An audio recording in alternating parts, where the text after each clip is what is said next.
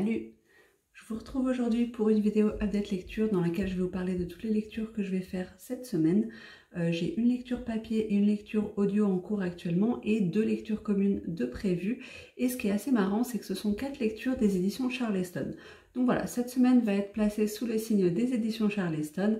Il y a 3 romans historiques et un roman contemporain. Je ne vais pas vous en parler aujourd'hui, là je les ai devant moi. Mais je viendrai vous en reparler demain parce qu'il est assez tard aujourd'hui et j'ai envie de pouvoir prendre le temps et de ne pas bâcler ce que j'ai à dire sur les lectures déjà en cours et de vous présenter correctement aussi les lectures que je vais faire. Donc à demain! Salut, on est mardi et comme prévu, je viens vous faire le point sur mes lectures en cours. Donc la première lecture papier que j'ai en ce moment, c'est sur Les ailes de la chance de Georgia Hunter, donc paru aux éditions Charleston.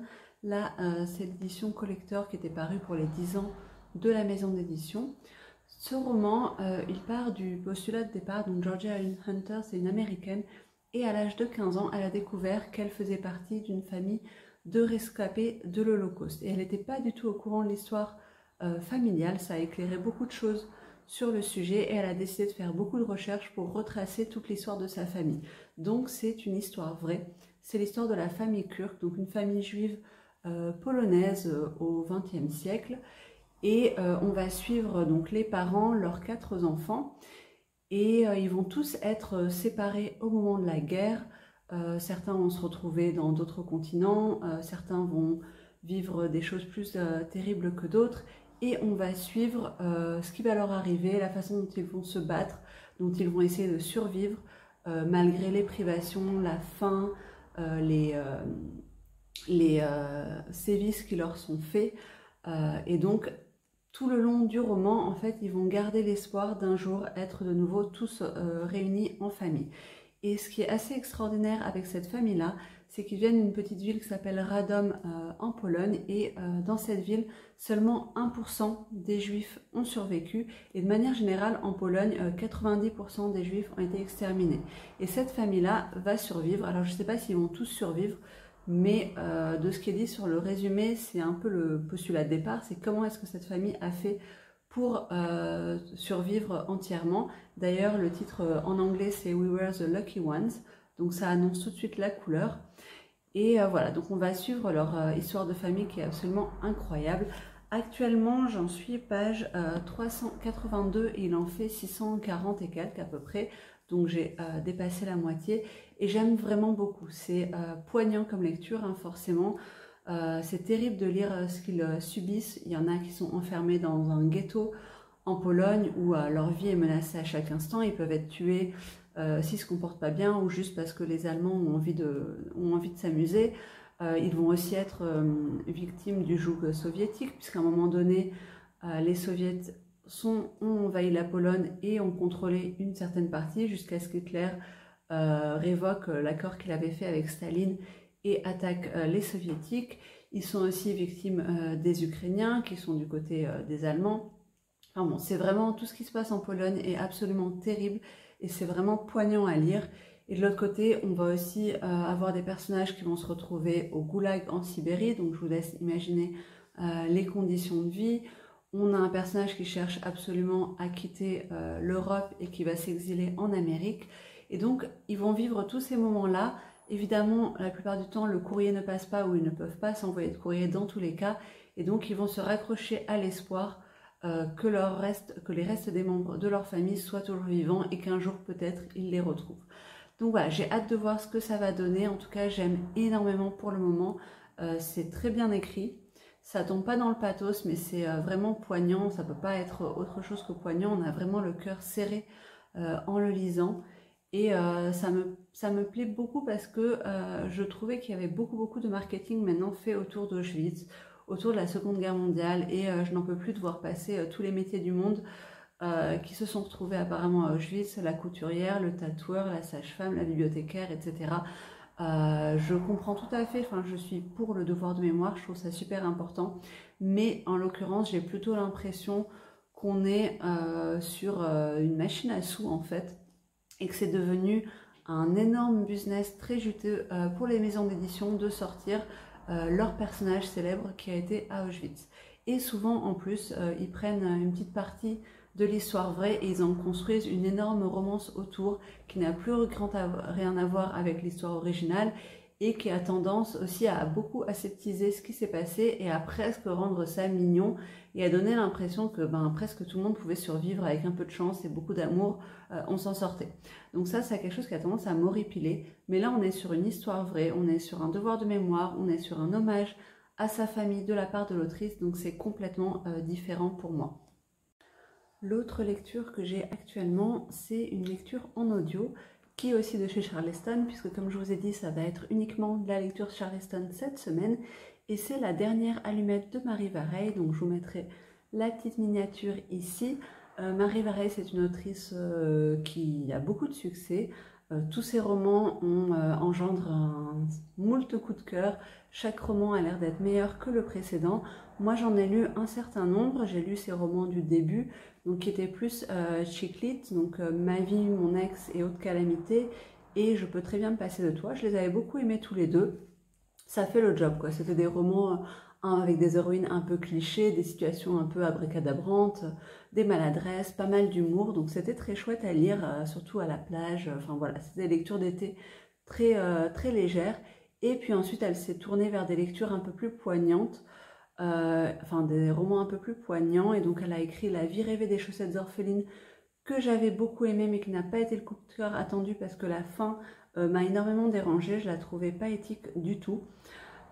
Et j'ai lu Un sigel les bulles de savon qui traite de la maternité. Alors à l'époque c'était un sujet qui m'intéressait moins, donc peut-être qu'il m'a un peu moins touchée, mais je l'avais quand même trouvé assez émouvant, mais je pense qu'en étant maman, à mon avis il résonne beaucoup plus. Et j'ai Désenchanté dans ma palle également, que je lirai bientôt, je sais pas trop quand. Donc là j'ai pris La dernière allumette en audio parce qu'il était disponible sur Nextory. Et dans ce roman, on va suivre un frère et une sœur, donc Abigail et Gabriel, qui ont grandi dans un foyer violent. Ils avaient un père qui battait leur mère. Et on va avoir une alternance passé-présent. À la fois, on a les journaux intimes d'Abigail quand elle était jeune, où elle raconte un peu la vie de sa famille. On a Abigail actuellement, donc, qui est une jeune femme adulte, qui s'est exilée dans un couvent en Bourgogne depuis plus de 20 ans, qui a fait vœu de silence. Et on ne sait pas trop quel a été l'élément déclencheur de tout ça. Et on suit également son frère qui vient la voir 2 samedis par mois, qui lui raconte sa vie et notamment qui va lui raconter sa rencontre avec Zoé, une jeune femme lumineuse qui n'a pas du tout le même passé qu'eux, qui a été élevée dans une famille qui l'a chérie, qui l'a fait s'élever, qui n'a jamais été, méchante ou elle n'a jamais été dans un climat mauvais pour elle. Donc là aussi, c'est un roman que j'aime beaucoup pour le moment. Je trouve qu'il est très poignant aussi dans un autre genre. Ça va parler surtout des violences conjugales et intrafamiliales, avec la plume inimitable de Marie Vareille qui arrive par des métaphores, par un style parfois enfantin quand elle décrit, quand on a affaire au cahier intime d'Abigail quand elle est jeune. À travers ce style, elle arrive vraiment à nous toucher en plein cœur et à parler d'un sujet hyper important de nos jours, enfin qu'il était déjà avant, mais qui devrait être un peu plus mis sur le devant de la scène puisqu'il y a encore beaucoup de choses à arranger sur ce sujet. Donc c'est une lecture qui me plaît beaucoup. J'ai hâte de voir où ça mène parce que connaissant Marie Vareille, il y a toujours un petit twist vers la fin et je me demande qu'est-ce que ça va être. Ensuite, comme je vous ai dit, j'avais 2 lectures communes qui commencent cette semaine. Il y en a une, j'ai pas encore commencé, je vous en parlerai seulement une fois que j'aurai commencé le roman. Et pour l'autre, j'ai un jour de retard, donc j'ai lu la partie d'hier.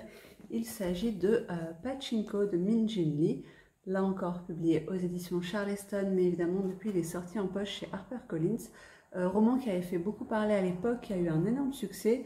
Et je ne sais pas si vous voyez, parce qu'il y a encore un peu l'étiquette que j'arrive pas à enlever. Je l'avais acheté chez Noz à l'époque, donc il y a quasiment 3 ans. Je l'avais trouvé en déstockage, j'étais trop contente parce que j'avais trop hâte de le lire. Et il est resté dans ma palle tout ce temps-là, parce qu'il est assez gros, il fait plus de 600 pages. Et du coup, j'étais un peu... toujours, j'adore les gros pavés, c'est pas quelque chose qui me rebute. Mais j'ai toujours l'impression que je vais pas avoir le temps, que je vais peut-être me lasser. Et que souvent, en tout cas maintenant, je trouve qu'il y a souvent des longueurs dans les romans et que les livres pourraient être beaucoup plus courts. Donc c'est pour ça que je l'avais laissé un peu traîner. Et puis aussi, il y avait tous ces avis positifs où on se dit, si on lit dans la foulée, on va être un peu déçu parce qu'on aura des attentes trop grosses. Depuis, l'eau a coulé sous les ponts et j'ai plus les mêmes attentes, je pense, qu'à l'époque. J'ai plus toutes les critiques en tête que j'avais pu lire, donc je le découvre avec un œil relativement neuf. Dans ce roman-là, on va suivre une jeune femme, une jeune fille d'ailleurs, puisqu'elle a seulement 16 ans, dans les années 30, dans un petit village en Corée du Sud. La Corée a été attaquée par le Japon qui l'a annexée en fait, si j'ai bien compris. Et cette jeune femme va tomber enceinte d'un homme plus âgé qu'elle, mais qui a déjà une femme et des enfants au Japon, donc il ne peut pas lui offrir le mariage. Donc elle va se sentir flouée. C'est ce qui est écrit dans le résumé, et moi j'en suis pas encore à là, mais de ce qu'on comprend, elle va se retrouver mariée à un autre homme qui va l'emmener vivre au Japon avec elle, homme qui est totalement au courant de sa situation, je crois. Et je pense que ça va être l'histoire d'une famille sur plusieurs générations, du décalage entre coréen et japonais, entre trouver sa place dans un autre pays. On va avoir le côté historique aussi, j'imagine, puisque là on est dans les années 30. Donc après il va y avoir la Seconde Guerre mondiale, Pearl Harbor, etc. etc. Ce que je peux dire, en ayant lu donc là seulement 6 chapitres, et donc 70 pages sur un peu plus de 610 ou 620, c'est que j'aime beaucoup l'écriture pour le moment. Je trouve que c'est une écriture assez sobre, mais très élégante et très délicate, qui nous emmène tout de suite dans l'atmosphère de cette petite ville. On comprend tout de suite quelle est l'ambiance. Donc c'est une vie faite de dur labeur, de privation, avec pas beaucoup de joie, où finalement le plus important c'est de faire un travail bien fait et d'arriver à survivre d'un jour à l'autre ou d'une année à l'autre. On a cette jeune fille donc qui va se retrouver enceinte, qui est assez attachante, puisque elle avait une vie qu'elle voyait un peu toute tracée, travaillait avec sa mère dans leur pension de famille, et elle ne se voyait pas d'autre avenir. Et finalement, une fois qu'elle tombe enceinte, elle est forcément frustrée, puisqu'elle s'était imaginée, elle s'était autorisée le droit de rêver un avenir un peu plus enthousiasmant, un peu plus glorieux.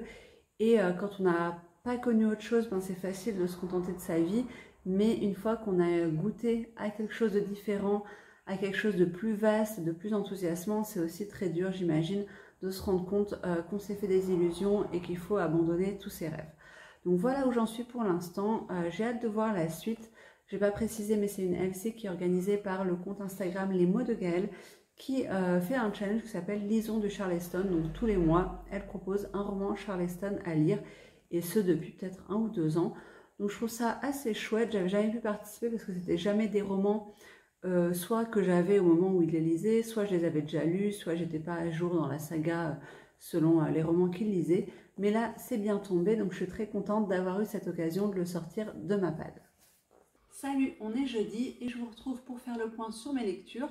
Je vais vous parler d'une lecture que j'ai terminée, d'une lecture que j'ai commencée, et vous montrer les 3 livres qui ont rejoint ma palle cette semaine.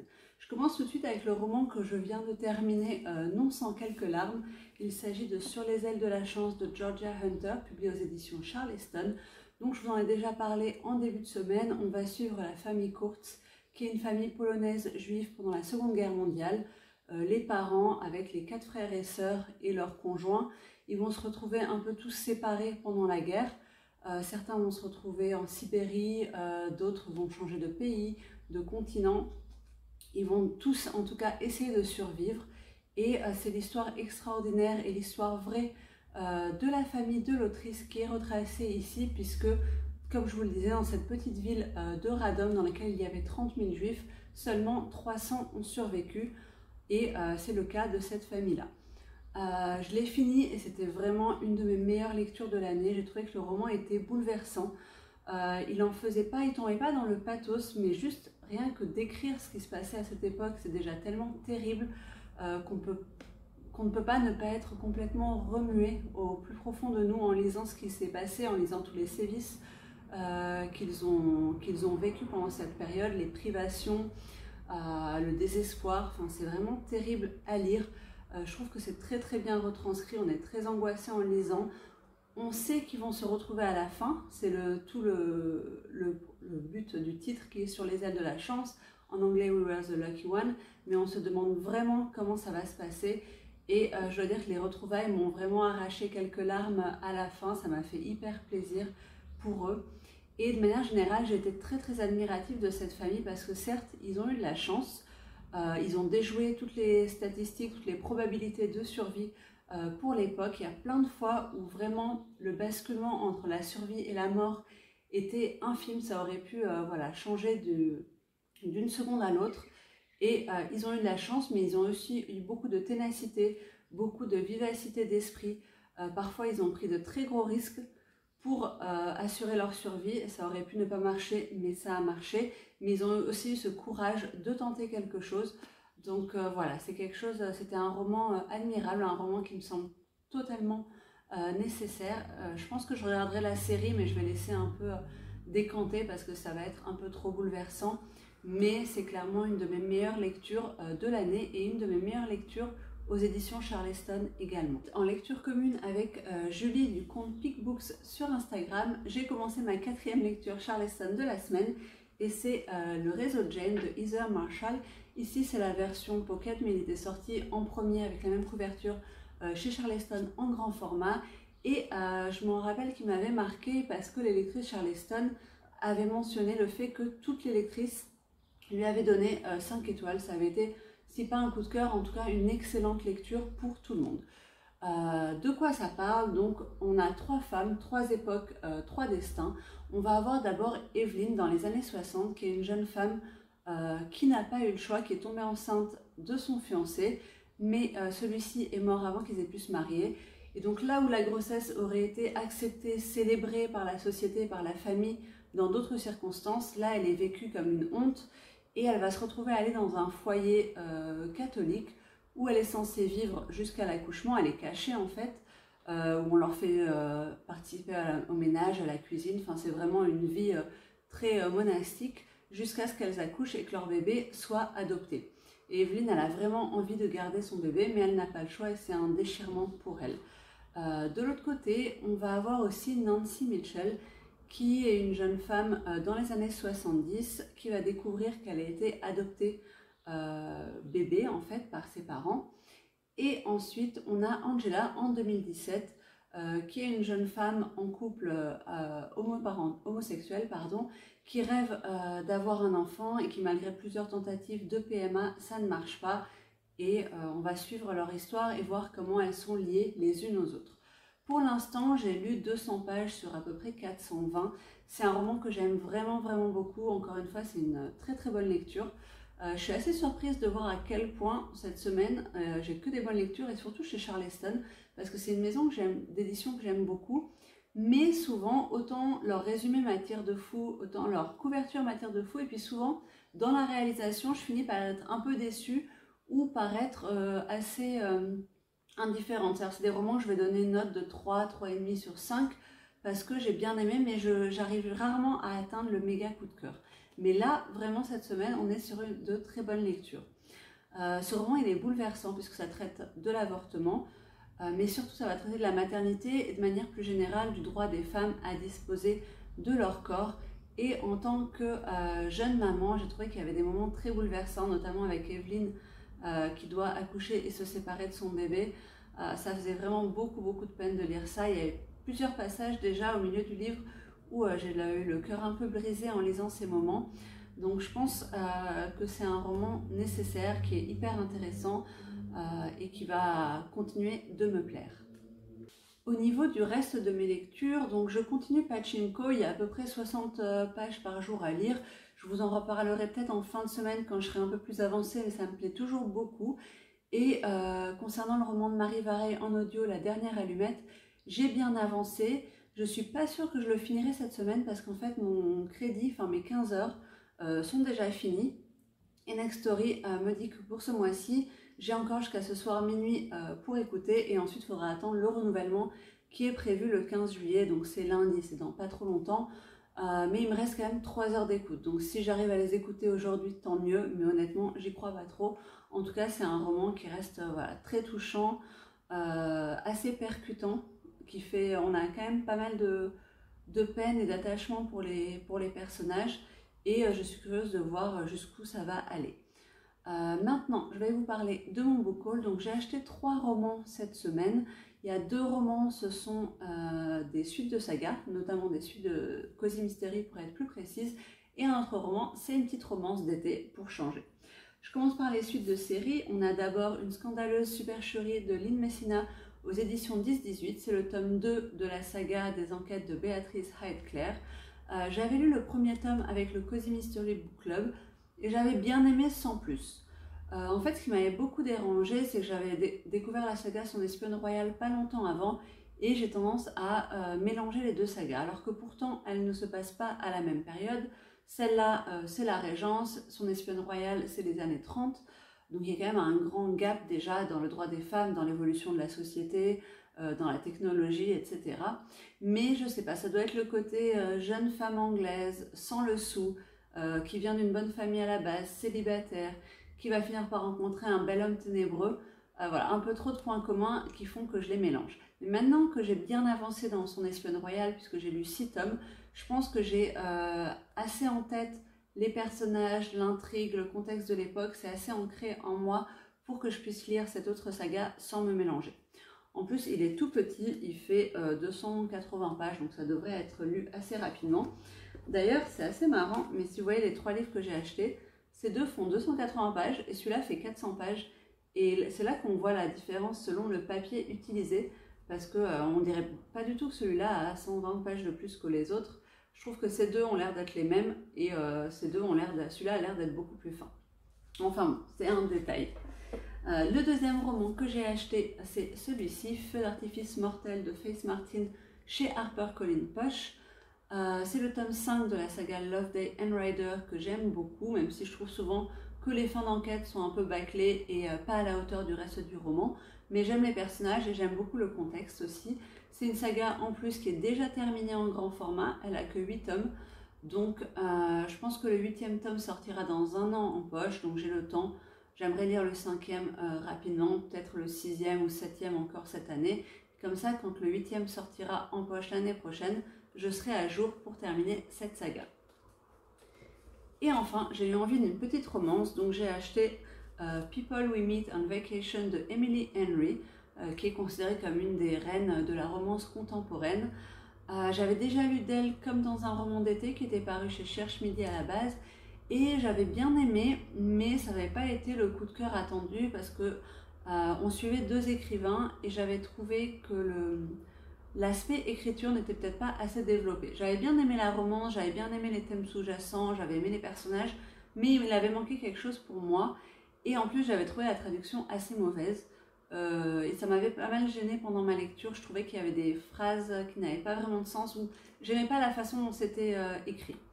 Donc là, c'est une autre maison d'édition, autre traducteur, donc on va voir ce que ça va donner. Dans ce roman, on va suivre 2 personnages, il me semble, qui ont été toujours très proches et qui se sont éloignés l'un de l'autre depuis quelque temps. On ne sait pas trop pourquoi et on retourne dans le passé à travers 10 étés différents qu'ils ont passés ensemble pour voir ce qui s'est passé et comment leur relation a évolué. Ça me paraît super à lire pour l'été, donc j'espère que ça va me plaire.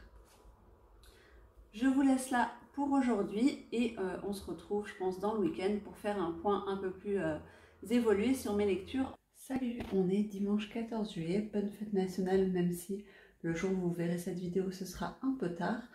Et je viens vous refaire un point sur mes lectures. Depuis la dernière fois, j'ai terminé un roman, je vais le prendre tout de suite. Donc c'est Le réseau Jane. Je vous en avais parlé, je le lis en lecture commune avec Julie du compte Pig Books. Elle l'a fini bien avant moi d'ailleurs. Et ça a été un coup de cœur pour elle et je pense que pour moi aussi, en tout cas, ça a été une excellente lecture. J'ai trouvé ce roman hyper bien fait. J'ai beaucoup aimé la façon dont tous les personnages vont être reliés les uns aux autres et la façon dont on va le découvrir petit à petit. Alors bien sûr, il y a une partie qui est due à la chance, on va dire. Voilà, on va dire que la façon dont certains personnages se retrouvent, il y a beaucoup de grosses coïncidences bien heureuses, mais ça m'a pas du tout dérangé. J'ai trouvé le roman vraiment très bien fait, haletant, on s'attache à chaque personnage, leur combat, leur lutte pour la légalisation de l'avortement, ou en tout cas pour que les femmes aient le droit d'être mères au moment où elles veulent être mères, était passionnant à lire et forcément on ne peut que se sentir intéressé et impliqué par ce combat. Et de manière générale, j'ai trouvé que le roman était aussi très bien écrit. Voilà, donc c'était vraiment une lecture que je vous recommanderais. Je trouve que c'est un excellent cru Charleston. À part ça, je suis toujours dans ma lecture commune de Pachinko de Min Jin Lee, toujours aux éditions Charleston. J'ai atteint la moitié, j'ai un tout petit peu dépassé, je suis passée 325 sur 618. Je suis un peu en retard sur la lecture commune qui, enfin normalement je devrais être 100 pages plus loin, mais c'est pas grave, j'y vais à mon rythme, j'ai pas eu trop de temps actuellement. D'ailleurs on dirait que c'est bien assorti à mon mur, ça rend bien, c'est marrant.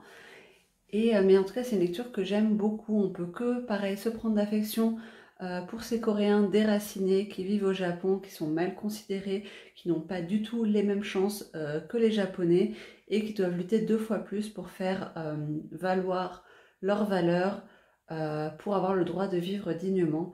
Les personnages de femmes sont très intéressants, mais les hommes aussi.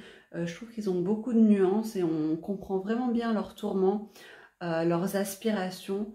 C'est un roman qui est quand même ouais, assez émouvant et qui permet de découvrir une facette de l'Asie, du Japon et de la Corée en général, que moi en tout cas je ne connaissais pas du tout. Donc à la fois je passe un très agréable moment et en même temps je m'instruis. À part ça, la seule autre lecture que j'ai toujours en cours, c'était La Dernière Allumette, ça je vous en avais parlé. Il me reste, comme je vous disais, 1 heure d'écoute seulement et mes crédits Nextory vont se remettre à jour demain. Donc j'ai vraiment hâte. Je pense que demain, limite, dès le matin, la première chose que je fais, c'est de finir d'écouter cette histoire parce que je veux voir où ça va aller. Mais je pense que ça va être aussi un coup de cœur parce que je le trouve très bien maîtrisé et poignant, ce roman. Voilà, je vous laisse ici. Profitez bien de votre week-end ou de votre journée de semaine selon quand vous voyez ce vlog et on se retrouve bientôt. Hello, on est sur une vidéo pour clore le vlog lecture. J'espère en tout cas qu'il vous aura plu. Je vais vous parler des livres que j'ai commencé depuis, puisque la semaine a été bien entamée et que je suis actuellement dans d'autres lectures qui ne sont pas cette fois-ci des lectures Charleston, mais par contre je vais vous parler un peu des 2 romans qui restaient et que j'ai donc fini. En premier, je lisais donc La Dernière Allumette de Marie Vareille. Je vous disais qu'il me manquait pas beaucoup, j'attendais que mon application audio se recharge pour pouvoir écouter la fin. C'est chose faite et j'ai vraiment énormément aimé. C'est ouais, vraiment proche de coup de cœur. En tout cas, je pense que c'est mon roman préféré chez elle jusqu'à présent. Je m'attendais pas du tout à la fin, je m'attendais pas du tout au rebondissement de situation. Et en même temps, enfin au retournement de situation et au rebondissement on va dire, et en même temps une fois que je les ai lus, je me suis dit ah ouais mais bon sang mais c'est bien sûr, c'était peut-être pas évident mais tout est à sa place en fait, une fois que c'est fini, ça paraît logique, tous les petits détails, tous les petits mystères pendant le roman trouvent une explication et j'ai vraiment beaucoup aimé cette façon qu'a Marie Vareille de nous bouleverser déjà avec le thème qu'elle a choisi, de nous faire croire des choses qui sont fausses et après de retourner complètement la situation et de nous laisser pantois, émus, bouleversés et en même temps impressionnés par son talent. Donc une excellente lecture. Et maintenant en fait ça me donne envie de lire tous les romans d'elle que je n'ai pas encore lus. Alors peut-être pas sa fantaisie jeunesse, mais Désenchanté surtout que j'ai dans ma palle et lequel il me manque. Alors il me manque je crois une de ces chiclites du début et sinon je crois bien que j'ai tout lu. Non, et aussi Le Syndrome du Spaghetti qui est un roman jeunesse mais qui a des thèmes aussi assez durs, donc pour l'instant je ne m'étais pas lancée. À côté de ça j'ai fini également Pachinko que je lisais en lecture commune. Je l'ai beaucoup aimé, pour le coup c'est pas un coup de cœur pour plusieurs raisons. Ça a été une très bonne lecture. En tout cas, j'ai beaucoup apprécié les personnages. Je me suis jamais ennuyée dans cette saga. C'était très intéressant à suivre. Mais pour un roman historique, j'aurais aimé justement un peu plus d'attention portée aux détails historiques. Moi, l'histoire de la Corée, l'histoire du Japon, c'est pas une histoire que je connais bien. Et du coup, j'ai trouvé que je manquais de connaissances pour bien appréhender tout ce qui se passait, notamment politiquement. Pourquoi est-ce que le Japon a envahi la Corée, qu'est-ce qui s'est passé ensuite après la guerre, la séparation des 2 Corées, etc. Finalement, l'autrice nous mentionne les infos en passant via les dialogues des personnages parfois, mais j'aurais aimé que parfois il y ait un peu plus de contexte historique qui soit posé.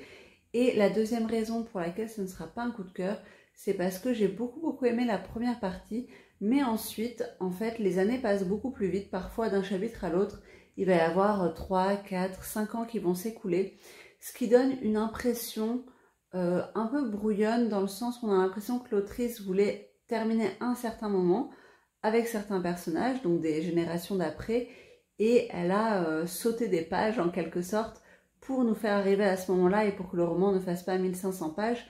Mais du coup, on s'attache beaucoup moins aux générations d'après, puisqu'on a beaucoup moins de pages sur eux, ou en tout cas de manière très superficielle. À un moment donné, ils ont 5 ans, et puis après il a 10 ans et 15 ans, et ensuite 45 ans.